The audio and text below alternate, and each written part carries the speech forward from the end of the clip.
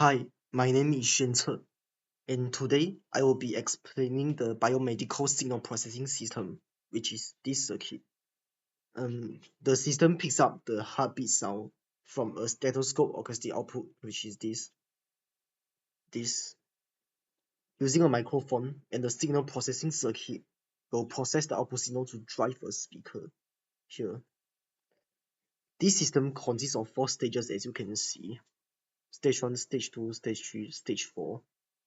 And I will be helping you understand what each stage does and explaining the component's function. For stage 1, it is a preamplifier circuit. The preamplifier helps to amplify the low-level sound signal from the microphone and makes it easier to be further processed. The TL072 IC is a closed-loop non-inverting amplifier. Capacitor C1 blocks the DC bias voltage coming from the input. R5 and R6 forms a voltage divider which provides half of the supply voltage. This supplies the op-amp to work at single supply mode. As you can see here, to calculate voltage divider, we take R6 over R6 plus R5 times VCC, which is 9, to get an answer of 4.5 volt. For R2, R3, C2 and C3, they makes up the bandpass filter. To calculate the bandpass gain, the formula is 1 plus R2 over R3, which is 23. And lastly, for C4, it blocks any DC signal and only allows AC signals to pass through. From the table just now, I got this frequency response curve, which look like that. To find the cutoff frequency, we need to find the highest value. For my case is 27.6 from the table, and we need to minus 3 dB, so it will be 24.6. To find FL and FH, we draw a line down. So for my low cutoff frequency is 18 Hz, and for my high cutoff frequency it is 1.3 kHz. To calculate the bandwidth, we minus FH. We take FH minus FL, and the answer is 1.28 kHz. Before we start, remember to turn on the channel button, set to 1 kHz, 200 mV P2P, and high impedance.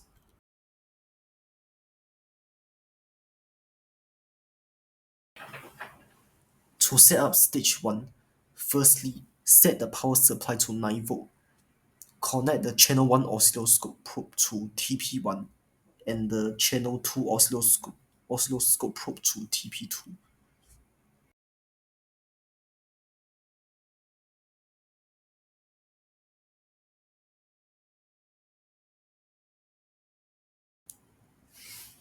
When my function generator is set at 1 kHz and 200 mVpp, my Vout is around 3.3 volt and my Vin is 240 millivolt.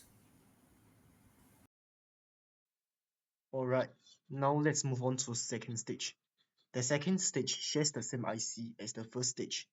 It is a negative feedback loop amplifier. Negative feedback is when a portion of the output voltage is connected back to the input with a 180-degree out of phase. The feedback signal reduces the overall gain of the amplifier and can be controlled by the trimmer. This means that the op-amp can function as a linear amplifier and output voltage will not be saturated. R9 and R10, as you can see here, they also form a voltage divider, like stage 1's R5 and R6. Other than providing the op-amp to work at a single supply mode, it also ensures that the output is not clipped. To set up stage 2, we will not change the frequency and the power supply. We will now move the channel 1 oscilloscope probe to TP2 and channel 2 oscilloscope probe to TP3.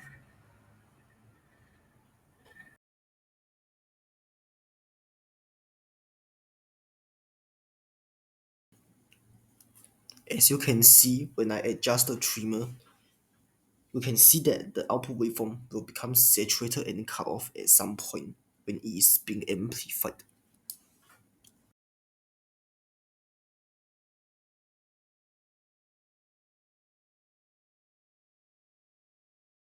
For stage 3, a second IC of the same kind TL072 is used.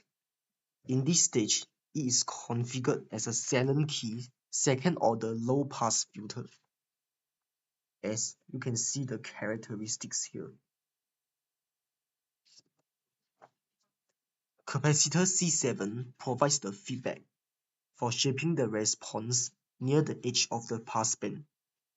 Capacitor C5 blocks out DC and allows AC signals.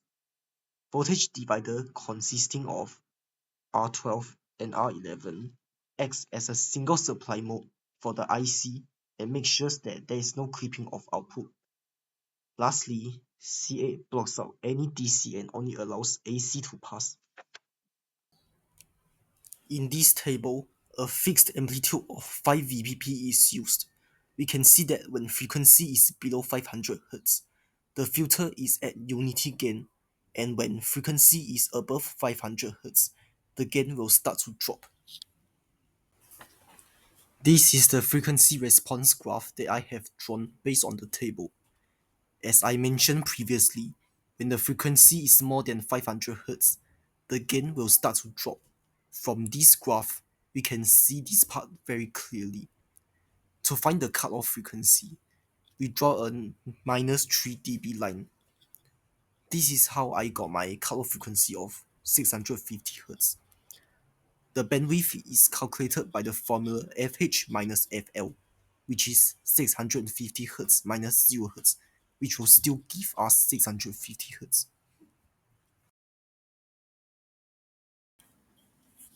For stage 3, the frequency and power supply is still left untouched. Channel 1 oscilloscope now moved to TP3, and channel 2 oscilloscope probe now moves to TP4. At 1 kHz, Vin is equal to 5.12 volts and Vout is equal to 2.5 volts. This shows that the reading is correct as based on the table. The output at TP3 determines TP4's output waveform. Hence, when we adjust the trimmer P1, the output at TP4 can be controlled.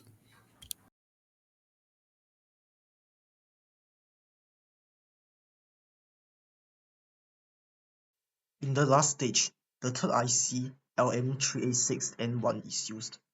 This IC is an audio power amplifier and its job is to amplify the signal to a level strong enough to drive the speaker to broadcast the sound.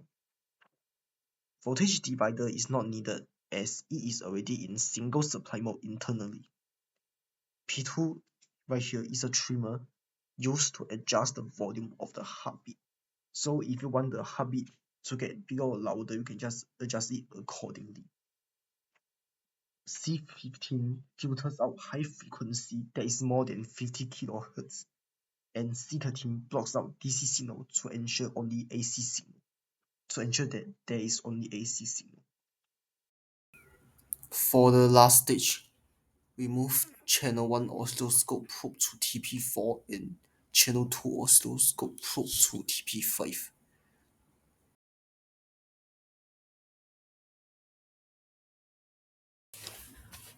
For the last stage, when trimmer P2 is adjusted, the output waveform at TP5 will be affected and it will be amplified. The final output waveform will have no saturation.